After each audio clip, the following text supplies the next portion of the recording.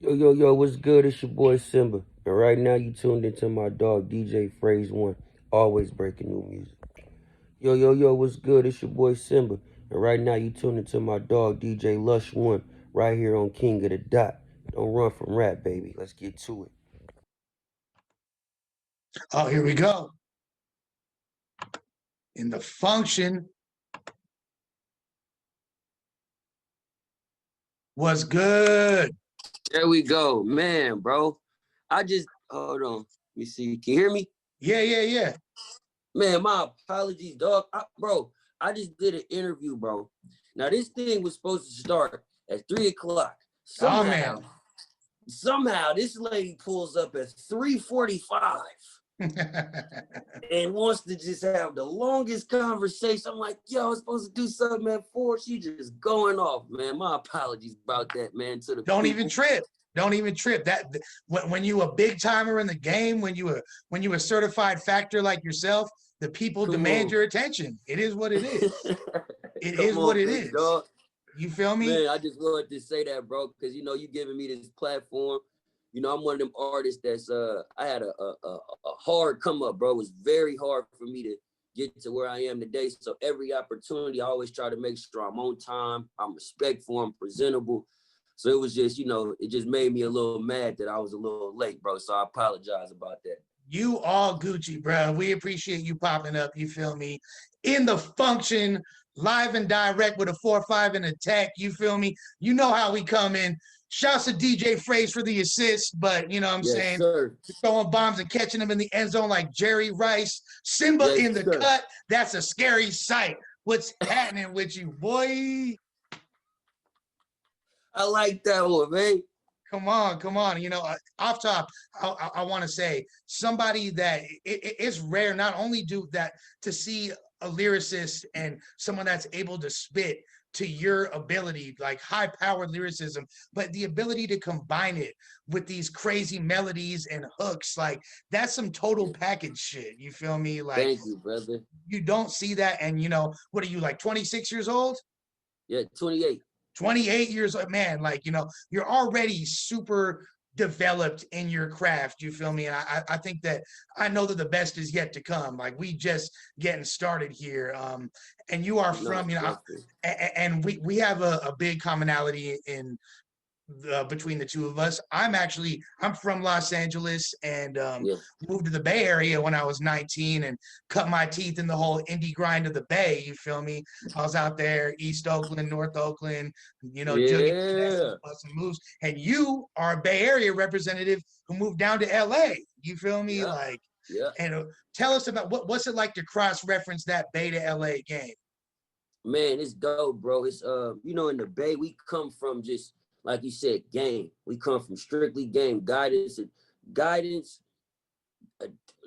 is it? Guidance? I forgot how I said it. I had an acronym for game back in the day. I just forgot it though. Word. But we come from that game, man, where we always looking for information and we giving information. We putting people on game. You know what I mean? So coming to LA, it was naturally pretty easy for me to make relationships because, like I say, from the Bay, we very outgoing. Sometimes in LA, not LA, I'm gonna say Hollywood.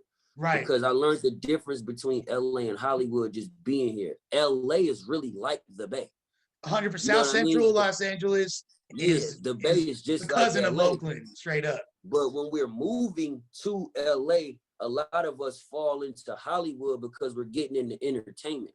So within Hollywood, there's really no culture there besides sex, drugs, and rock and roll and have a good time every night and everybody's rich, right? So naturally coming to Hollywood, you're going to see a lot of people who's here very shy, very unconfident. You know, they looking at other people's situation and looking at theirs and wishing that they had that. I was never that person. As soon as I got out here, I hit the ground running. What's popping with you, big dog? Nice to meet you. I go by the name of SYMBA. Check me out. Ooh, I'm jumping in this club. I got a section over here. I'm pulling up on this DJ. I'm going wherever I needed to be is where I was. You know, so it's dope because in the Bay, we don't have a lot of platforms and a lot of opportunity to be able to move around within the entertainment industry. Out here, we have all these different opportunities. I was in the studio last night at 1 a.m, bro.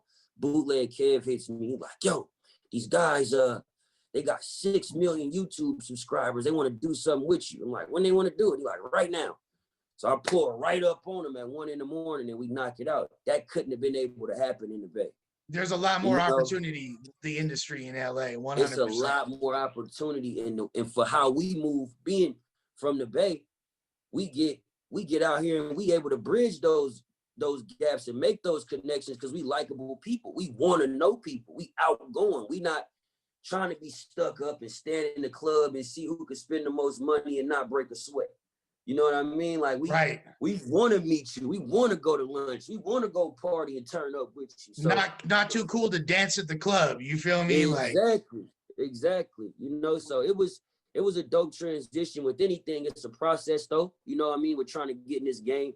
It's gonna be a process. It's tough, but the opportunity level is very high out here, bro, and I appreciate it. Now, I don't know, you was a part of that Clubhouse conversation the other day, my boy Bishop Brigante had. I was in there as well, actually, chopping it up with Yuck and you feel me, Glasses and Crooked Eye and all them, and that was an incredible conversation. You came up in an interesting time in the Bay, so you were like 12, 13, 14, 15 when the hyphy movement was going on. That's like opportune age. How do you feel like that era in Bay Area hip hop shaped your sensibilities as an artist? I honestly feel like, bro, let's keep it a buck. I honestly feel like the hyphy movement hindered us more than it helped us. I feel like it put this stain on us as if we're just caricatures of ourselves. And all we know how to do is be hyphy and slang our dreads and dance. And they just think that's all we are. Now, that was a great moment and a great movement for us. You know what I mean? But the only person who was able, that I seen, that was able to flourish and is still successful today because of the hyphy movement is Mr. Fab. I knew you was finna say Fabby off top. Yeah, like Short and 40, that's mob music. Right. You know, that's back in the 80s and 90s. They just happened to make hyphy songs because they talented enough to adapt to whatever it is they want to do. Right. So of course they gonna jump into it. It's what's going on at home. It's part of the soil, so we gonna jump on it. I done rapped on a couple hyphy beats, you know what I mean? But I think we have a responsibility to grow. And I think we didn't really grow as fast as some of the people that was able to duplicate our sounds within the business. You know, 100%. They was able to reap the benefits and get the credit for a lot of things we did. We just didn't know how to go about it in a business sense or how to make it elevate to the next level. Right. So for me, I never really got caught up in the hyphy movement. I was a fan of it and supported it, but once it kind of passed, I was just always like, what's next? Makes a lot of sense. And like you brought up a really good point, because I feel like LA in particular kind of ran with the aesthetic, with the whole sonic template, the sound that was created by Rick Rock, you know, other Bay Area producers that were defining that. And then they kind of made it more marketable and palatable for the masses and pushed that out and didn't really acknowledge the Bay in the process. What I found kind of interesting during that era, there's certain artists, you're absolutely right about Fab being able to kind of capitalize and then transcend that whole, you know, segment of time. But then you had other dudes, like I remember the Team, you know, Clyde Carson and Cash Kaiser. And Clyde Carson is a great lyricist, and the Team was popping during that time, but I feel like people weren't even aware that of the extent of his skill set that he was bringing to the table. Like, this dude could rap for real, and people didn't even really fully realize it. And then I feel like from the end of that, and he was popping before that, and man, obviously you're from the 925, right? You're from Antioch, right? So, you know, your neighbor a couple cities over, Pittsburgh, you know, you had the Jacka, R.I.P., was another really dope artist and who was kind of took the game to another level. But you didn't see, it's interesting, do you feel like being a lyricist at that time of being influenced more by lyrical hip-hop kind of hindered your popularity when you were first trying to get started in the Bay due to the differences in the styles? It definitely did, bro, because in the Bay, everybody dancing, you feel me? We turned up, we moving, so when I come through and I'm like, most of us ain't gonna make it rapping. Most of us ain't gonna make it trapping. Most of us ain't gonna play it. They like, huh? You know what I mean? Like, I can't dance to this. But the other side to it is there's more people in the Bay willing to listen and want to dial into you know, more lyrical things. Those people just might not be the people you see as much. They're not as popular. You know what I mean? They don't go to the clubs as much. They don't go to the parties as much. They don't listen to the radio as much. They're everyday people. You know what I mean? That's just living a life, going to work, raising their family, taking care of their responsibilities, and they need some music that plays a soundtrack to that. And for those people in the Bay is what I provide.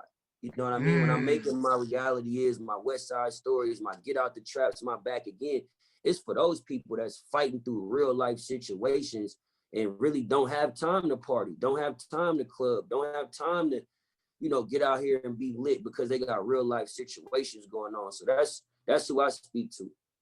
So what were the influences on you coming up? Like, were you listening to groups like Hyro, Souls of Mischief, the more lyrical side of hip hop from the Bay, or was it other influences outside the Bay Area? Hyro was a little before my time.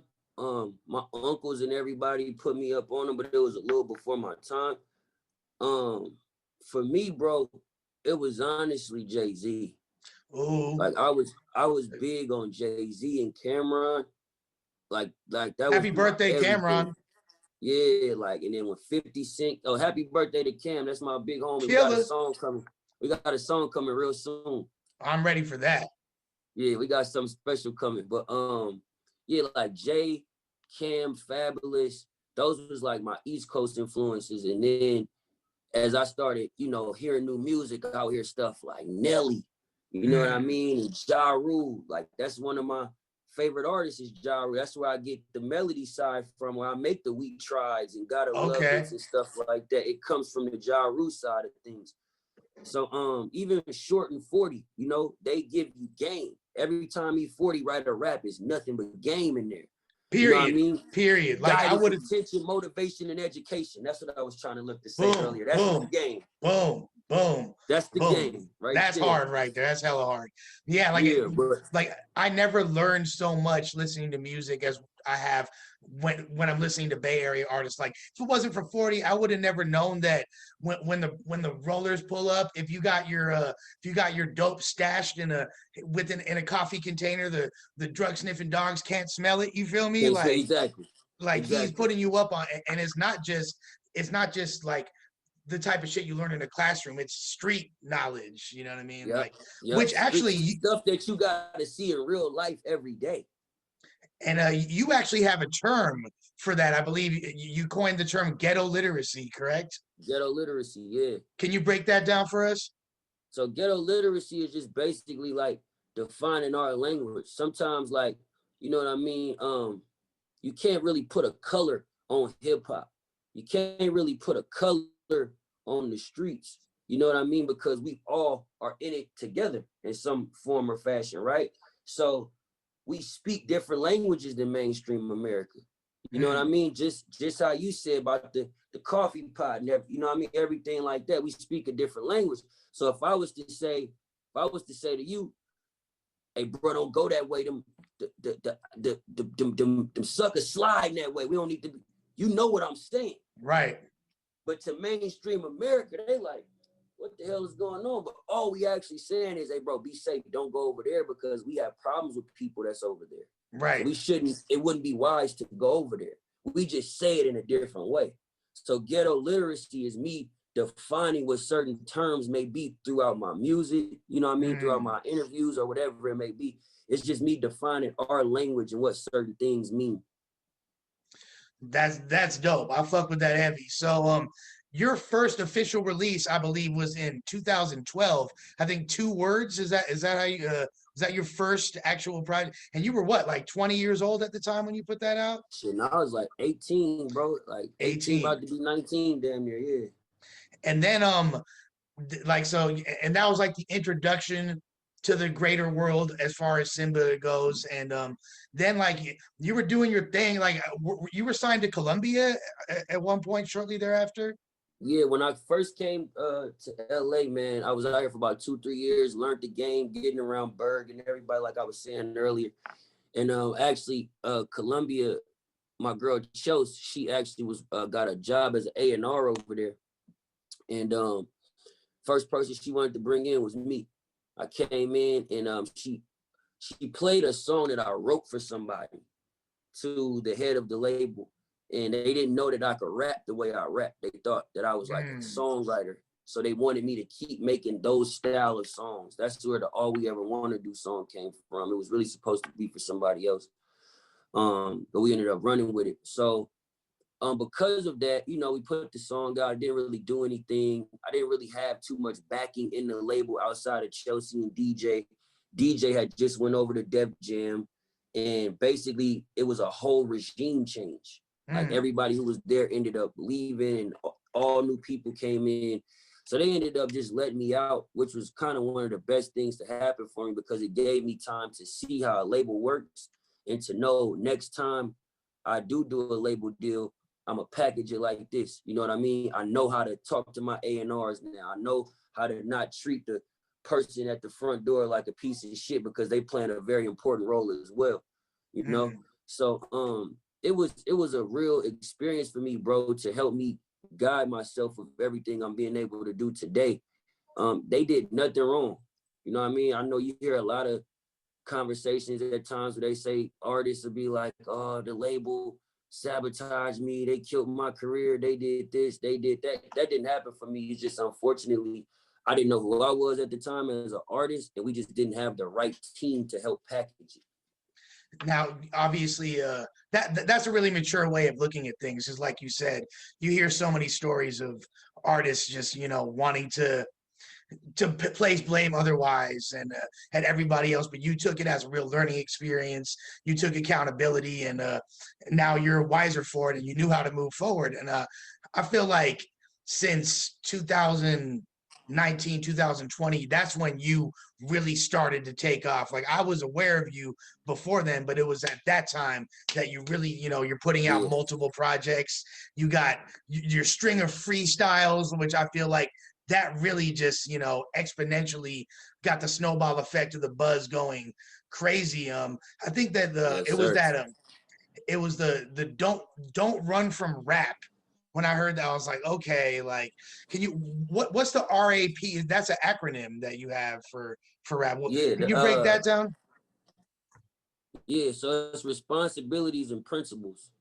So basically what the project is saying is don't run from responsibilities and principles. I have a responsibility as a dope rapper to perfect my craft and be great at it and give information back to the public, you know what I mean? So they can take that and apply it to what it is they trying to do. And at a point in time, I was running from that, as if I just said previously about the Columbia situation. I you know, took a deal to get some money because I was going through a rough time living in LA and everything. And I conformed to making a style of music I shouldn't have been making just to be able to get that bag. And you know, it put me in a situation where I had some money, but I wasn't gaining any fans or gaining any exposure or anything. But it taught me a valuable lesson to just be myself and be honest and be great at what I'm already good at. Right. And that's being a rapper. So I literally, after that happened in like September 2019, I just buckled down, bro, like every day. Like I went back to watching like backstage documentaries and the art of 16 bars and just perfecting the craft, listening to just, you know, MF Doom, rest in peace, MF Doom. You know what I mean? Listening to Naughty by Nature, Tribe Called Quest, rest in peace, the Fight Dog. Right. You know, just listening to these different artists and different things, and it just gave me my spark back to rap again. And ever since then, bro, I just went full speed ahead with it. And you had a crazy look to start off this year, you know what I mean? That joint that you got, which is actually on such a on American Skin, which is a really like that. There's so many like so much subtext and connotations and like things surrounding that project, that film, you know what I mean? And you having a song on there, how did that come together and what did that feel like, that whole experience? Man, it was dope, bro. I actually just got done. That's why I was late. We was actually doing something for that with Apple. But it was incredible, bro. I actually talked to Nate Parker like months before the movie came out while he was trying to find a song to be the single for the movie. And he was just telling me his perspective that he wrote the movie from, and you know what he was thinking and what he was going through and what he was inspired by. And he was pretty much saying like we had a point in life with, you know, Black and brown communities with the police to where it's like we at war every goddamn day. Right. You know what I mean? We can't find a way to just conversate and find a way to get along. And pretty soon, if we can't find that way, we're not going to keep rioting and protesting and tearing down shops and everything like that. Like it's going to be up there and stuck there. Yeah, you're going to push us to do something that it is really going to change the test of times. We don't want to do that. So he was basically speaking from that perspective. And literally, man, I got on the flight and I had like a little racial kind of experience with someone that was sitting in front of me. She was texting someone and she used the N-word. And this was a white lady, but she was saying that, you know, niggers are holding the flight up because it was somebody who had an issue with their seat. And you happened to see it? You could like see her texting it? Yeah. Do you think that she was purposely had it in your eye line, like so you could see it type shit? No, she didn't have it. She didn't even know I could see. I was behind her. Okay. And I'm just like leaning on the window and I'm looking at, you know, her text through the reflection of the plane window. Right. You know what I mean? And I'm looking and then I kind of look through the other seat and I see her type it. So I stood up, you know, and I was like, man, this lady right here, y'all complaining about these people. She over here using derogatory terms.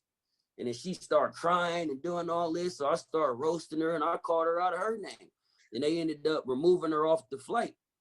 That's dope that you didn't get removed because shit be so ass backwards nowadays. Exactly. You never know how that's going to transpire, really. Exactly. So, you know, just that whole experience, the whole flight back, I'm just writing stuff down in my phone, like the way I'm feeling, the way certain things is making me feel, like I'm writing it down.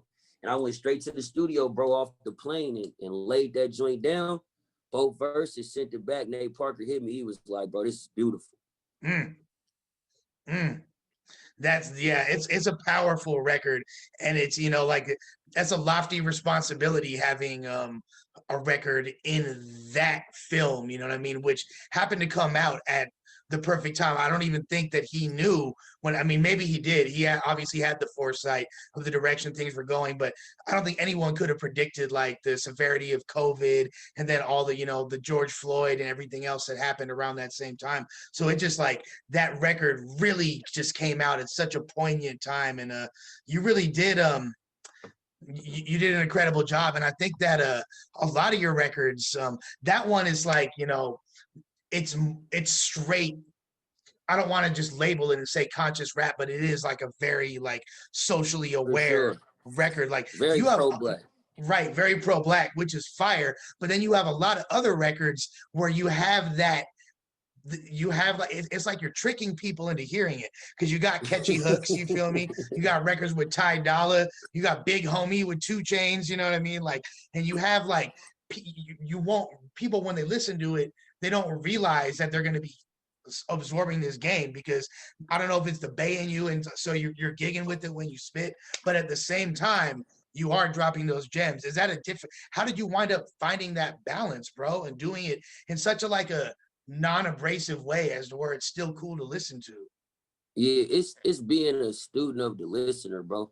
Sometimes like we as artists get caught up in what we want to make or what we think people want to listen to rather than making, you know, what people kind of want to hear or what they looking for. So with me, I try to understand the fact that when I'm making a song, like where is this being played? Who's listening to this song? You know what I mean? So if I'm thinking that somebody's listening to a song in the car, you know what I mean? I'm not going to because it's like, how they gonna rap that in the car? Like they driving, they probably thinking, you know what I mean? So I want to say some stuff that'll help them get through their day. I'm about to hit my block with a bird. Got to pay my rent by the first. Trying to turn it 2 and 3. Trying to dodge these racist police. My BM all in my business. Got to move my work up the street. It's just real simplistic, but it's real things we all go through. I like to call it simplistic lyricism. to where it's not too complicated and you get it right away, but it's still lyrical and it's still game and it's still metaphors and schemes and everything. The art of rap is in it in every song. And no, that's really well said. And it's crazy, especially it stands out a lot during this era because, you know, people say that, I know you remember around the same time as the hyphy movement, particularly in the South, but it was a nationwide thing. There was ringtone rap, you know what I mean? And Yep. you had Kiss Me Through the Phone. You had like, it was just everything. People were making records geared towards ringtones. I feel like right now, we're in the era of TikTok rap. You know what I mean? Yep. People are gearing their records for little short TikTok segments. They're not even Yep. trying to, and you know, and you're obviously a breath of fresh air from that.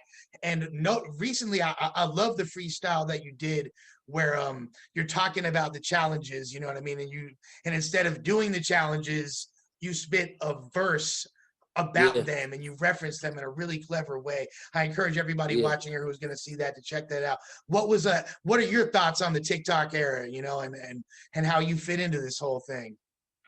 I'm not against it, man. I just, you know, I had to learn how to navigate through it. I'm not actively on TikTok. I don't think for me as an artist, for what I rap about and the type of music I make, it doesn't make sense for me personally. Now, if there's somebody that takes one of my records and do something and it goes up, dope, but I'm not the guy that's like catering my records to TikTok. You know what I mean? Like at the end of the day, these damn phones or this app will get shut down tomorrow, you know what I mean? And we can't even use it. And then I'm making all these songs to cater to something. So I'm never really chasing a moment. I'm more so creating a movement.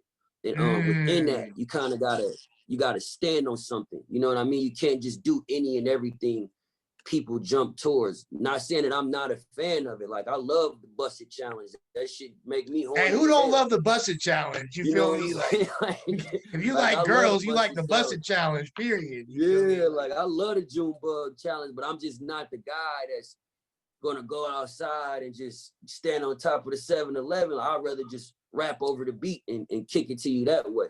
Right. So I support it, but it's just not something that's, you know, for me.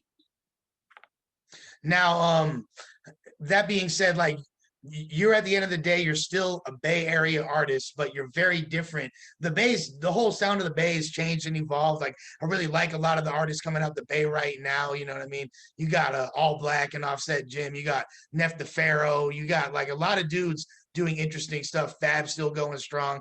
I Am Sue going strong. Are there any artists in the Bay like that we're going to be seeing you rock with, or do you feel like you kind of have transcended that and you're not really looking at the Bay as far as the other artists and producers you're going to be working with? Yeah, bro, it's a few artists. Young guy right now by the name of Young JR. He has a record called Back End that's going up. That's the homie. Another kid named La Russell. Very lyrical, very dope. He has a song called Do That Little Dance You Be Doing. And it's about actually you know, how we are puppets as artists and people who own these companies make us do things just to put $1 in their pocket. I like that. That's a cool concept. Another guy, Rex Life Rise. I love Rex Life. Shout out to Berkeley. Yeah, that's my brother right there.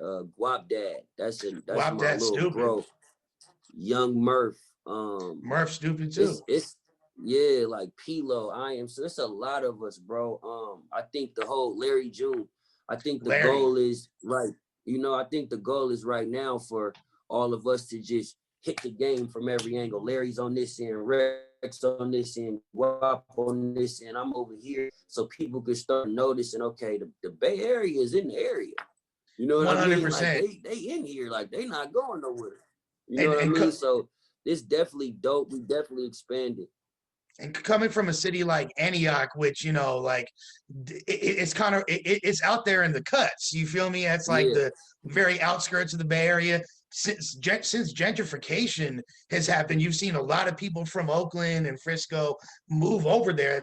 They call that the new deep East Oakland, basically, is what the Yacht is nowadays. And it's always been an active city. But, you know, I know of a few artists that are from Antioch. You know, I remember Woody and fools like that. But do you feel like there's ever really been like a specific sound in Antioch, or like do you feel like I don't that's think low it's key what been you're defining?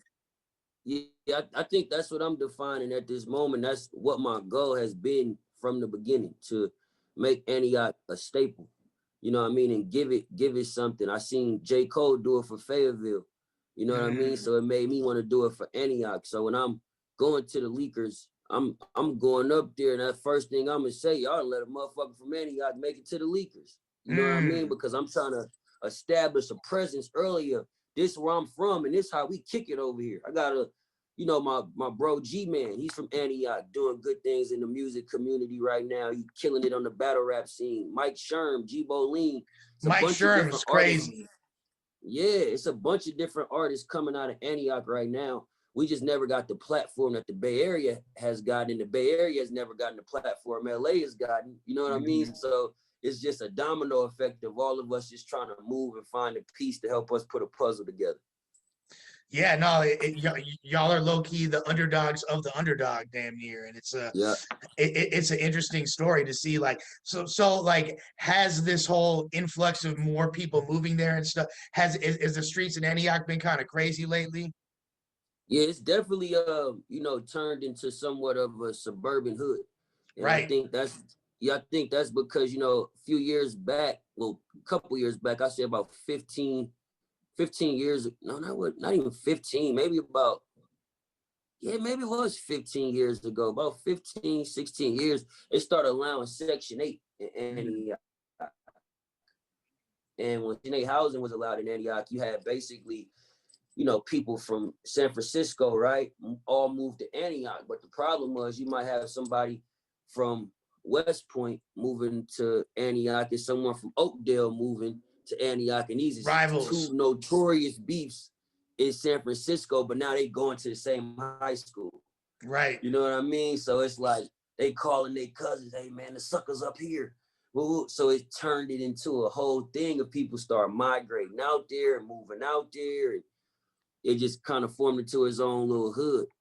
It's kind of similar to what happened in Chicago back in the 90s when they tore down the Cabrini Green and the other projects, and then people were kind of dispersed all Yeah. throughout the city, and then you had, ops going to the same school all of a sudden and things like that, and you know what I mean? Yep. And Yep. it's an interesting dynamic. Are you touching on that more and more in your music?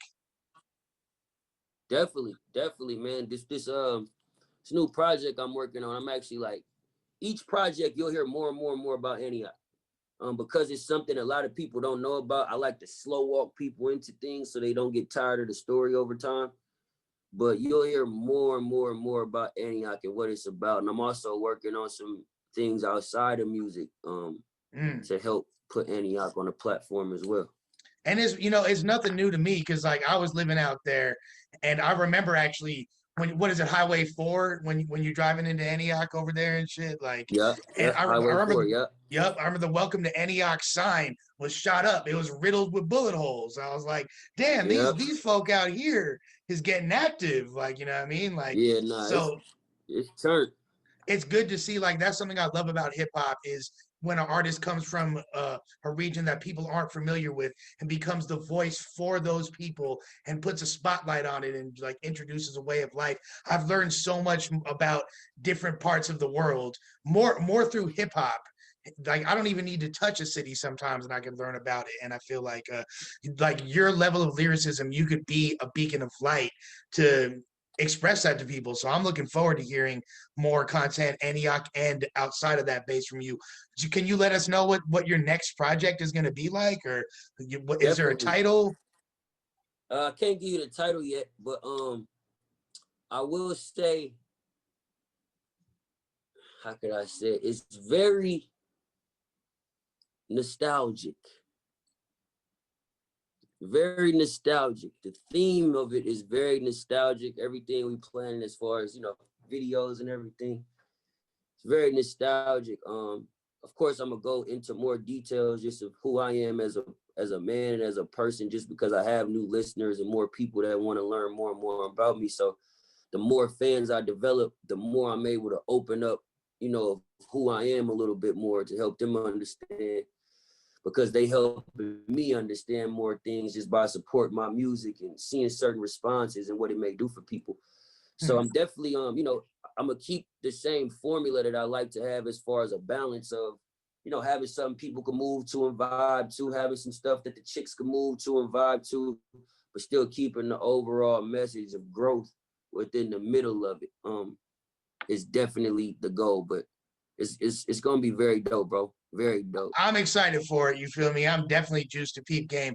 Now, I ain't gonna keep you for too much longer. I know you've been chopping it up all day, but I do got a couple more questions. For sure. Since we on the King of the Dot Twitch, and there's gonna be a lot of battle rap fans seeing this, I hear that you function with the battle rap culture. I know someone that's as lyrical as you.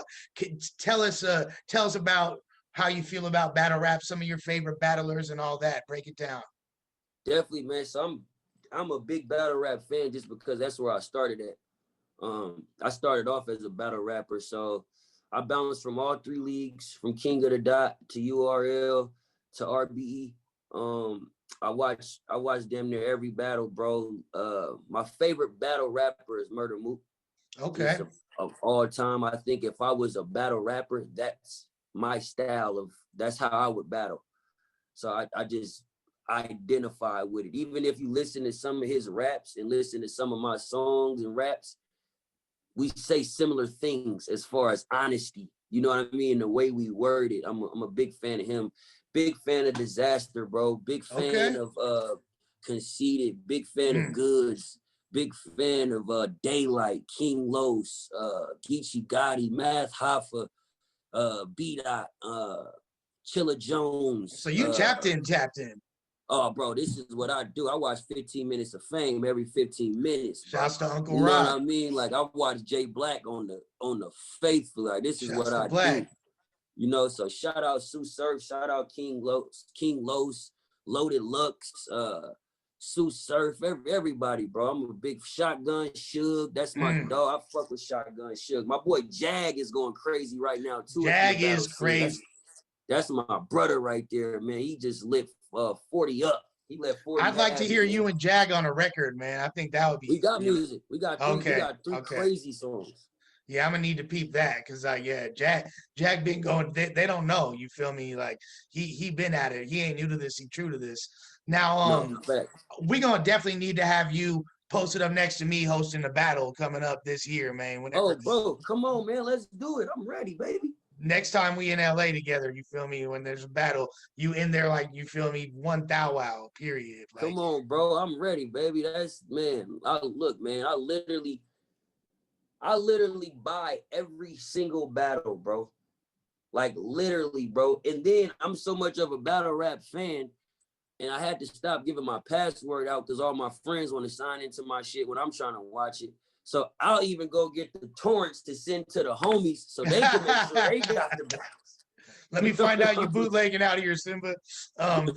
No, so were you able to catch any of the King of the Dot Twitch tournament that we just had at all? Did you see? Nah, man. I was actually had rehearsal that day, bro. I was mad as hell. I've been rehearsing for this show that's on the 19th. That's dope. I literally ain't have time to watch it, but I'm gonna catch up with it. Yeah, we had Marv 1 versus Saint. I don't know if you've seen Saint from Inglewood. He's a youngster that he won 50 racks, won 50 grand. You feel me? He's definitely got to keep your eye on him. Now, I heard you casually mention that you have a battle rap history yourself. Can you tell the people a little bit about that? It wasn't nothing like, too on the scale of where battle rap is now. I started off just battling in school and flaming people up in the park and everything like that. Like I never really was on a stage doing it like on URL or nothing like that. It just started off as being in the park and moving from there. If there's some YouTube detectives, will they maybe be able to locate some early footage definitely. of a young I got Simba? some stuff on my page. It's some stuff from when I was like 15, 14 on the internet. Like it's stuff up there. You can find some stuff for sure. Definitely, man. I wish that I would have got a hold of you back then, because I probably would have had you battling on Grind Time and King of the Dot back in the day. Now we go. That's a goal of mine before before I fall back from rapping, because I have a plan I want to go to in after rapping. But before I do that, I want to battle one time. Just Well, one time. I want to do 3 rounds with somebody one time and just see if I could do it. well, you got a friend in the game now. You feel me? Your player partner Lush try to get you We laced here. up. And you know, my boy DJ FRAZE, he got his compilation coming out. He shot you a fire ass beat. Hope you lace that up. You feel me? You know what I'm No, I saying? got Like, him. I told him I got him. I've been working on some stuff all week, but next week I'm gonna be knocking out features and stuff. So I'm gonna take care of him for sure. I might need to try to slide a little verse on that thing myself with you. You feel me? Like, show you Come how we on, get let's down. go. Let's get Let's it go. popping. Easy call, easy call. So Let's get it. now, if you had to just briefly summarize what is your overall message as an artist, as SYMBA? What do you want people to glean from you that makes you unique and defines you from every other artist in the game? Don't be afraid to grow. I feel like sometimes we rap about being stagnant. You know what I mean? Just getting money, getting cars, living a life, doing this, doing that. But it's so much more to life than that. You know what I mean? It's so much more we could be doing, and so much more we could become as men and as women and just as human beings in general, just by not being stagnated and not being comfortable in life. So I'm always just speaking on growth, bro, and bigging up growth. And people always, say stay in the hood, never leave the hood. Man, leave the hood, man. Mm. You know what I mean? Just don't leave people in the hood. If you got a chance to come back and get them out, do that. If you not doing that, then you's a suck ass nigga. You know what I mean? You selfish and you ungrateful, but if you provide an opportunity, it's not always money. It might be knowledge, information, whatever someone can use to help them get out. You have a responsibility to come back and give that. So I'm always preaching, bro, growth, man. Let's grow as a community. Let's grow as people. Let's stop killing each other. Get out the fucking streets and quit glorifying it like it's the coolest thing in the world. We ain't always got to kill somebody when we got a problem with it. We could fight and talk about it. You know what I mean? Or we could just talk about it. It's different things we could do. So I'm always just speaking on growth, bro. I love it. Evolution is the best solution. Period. You feel me? Like, Facts, if we ain't making moves, we run it in place. You feel me? Period. I think that's facts. an incredible message. You're a great artist, a huge talent. You know, like a rare voice of a generation and beyond. It's been an honor to chop game with you. You feel me? My I brother, my appreciate it. brother. Look forward to the music. Look forward to getting down on some shit with you and all that. Having you at events. You know what I'm saying? You a real one. So we gonna stay Come tapped on. in, bro. It's love, bro. I'm gonna tell FRAZE to put us on group chat so we can stay in touch. Easy call, my guy. All right, then you My enjoy the duck. rest of your day, player. Appreciate you, brother. You too, Salute. brother. All right. Boom, boom. We got that was a great interview, right? That was a great interview. You feel me? My man SYMBA is nothing short of a class act. He's a real one. We're gonna leave this interview up for y'all to peep. You feel me? I appreciate everyone that tuned in. We gonna continue to evolve, continue to, you know what I'm saying, do the damn thing. Shit is lovely. Much love to everyone, King of the Dot. We still ironing out the kinks of this new interview series, The Medicine. Once again, shout out to DJ FRAZE for making it all happen. But we gonna keep it lit. You feel me? It's up there and it's stuck there. It's on the flow, baby. You know what's up. Yo, play a partner, Lush Uno, and we out this biatch, out this biatch, out this biatch.